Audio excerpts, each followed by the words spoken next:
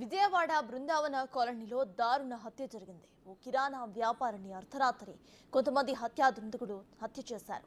అయితే సింధు భవన్ వద్ద కిరాణా షాపు వ్యాపారిని బంధించి కత్తులతో దాడి చేశారు. దీంతో ఆ వ్యాపారి అక్కడికక్కడే మృతి చెందాడు. వ్యాపారి కుమార్తె ఓ యువకుడిని ప్రేమిస్తున్నట్టుగా సమాచారం. అయితే ప్రేమించిన యువకుడిని వ్యాపారి మందలించడంతో ఈ హత్య జరిగినట్లుగా తెలుస్తోంది. షాపు మూసి ఇంటికి వెళ్తున్న సమయంలో కత్తితో దాడి చేశారు దుండగులు. దీంతో ఆ వ్యాపారి అక్కడికక్కడే మృతి చెందాడు. దీనిపై కేసు నమోదు చేసిన పోలీసులు దర్యాప్తును ముమ్మరం చేశారు.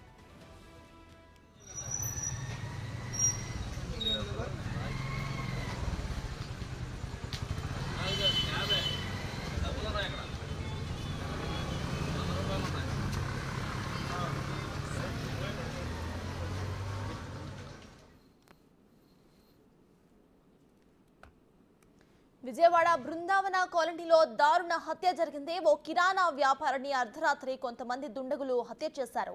సింధు భవన్ వద్ద కిరాణా షాపు వ్యాపారిని బంధించి కత్తులతో దాడి చేశారు. దీంతో ఆ వ్యాపారి అక్కడికక్కడే మృతి చెందాడు. వ్యాపారి కుమార్తె ఓ యువకుడిని ప్రేమిస్తున్నట్టుగా సమాచారం. అయితే ప్రేమించిన యువకుని వ్యాపారి మందలించడంతో ఈ హత్య జరిగినట్టుగా తెలుస్తోంది. షాపు మూసి ఇంటికి వెళ్తున్న సమయంలో కత్తితో దాడి చేశారు దుండగులు. దీంతో ఆ వ్యాపారి అక్కడికక్కడే మృతి చెందాడు. దీనిపై కేసు నమోదు చేసిన పోలీసులు దర్యాప్తును ముమ్మరం చేశారు. ఈ హత్యకు సంబంధించిన పూర్తి డీటెయిల్స్ మా ప్రతినిధి శివ అందిస్తారు. శివ, చెప్పండి, ఈ హత్య గల కారణం కేవలం ప్రేమికుడు ఎవరైతే ఉన్నారో ఆయన హత్య చేయడమే కారణమా, లేకపోతే ఇంకేమైనా కారణాలు ఉన్నాయా? ప్రెసెంట్ అప్డేట్స్ ఏంటి?